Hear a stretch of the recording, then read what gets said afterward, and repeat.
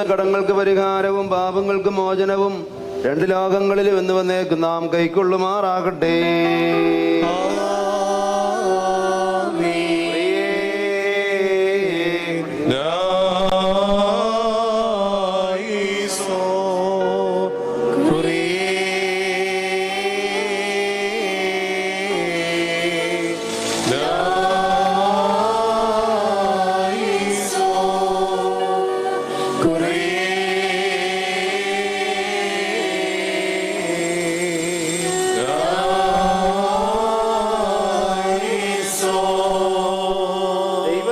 പരിശുദ്ധ സഭയിൽ വിശുദ്ധ മദ്ബായിലെ ശുശ്രൂഷയ്ക്കായി പിതാവിന്റെയും പുത്രന്റെയും ജീവനുള്ള പരിശുദ്ധ റൂഹായുടെയും നാമത്തിൽ നിത്യജീവനായി തോമാ മുദ്ര കുത്തപ്പെടുന്നു.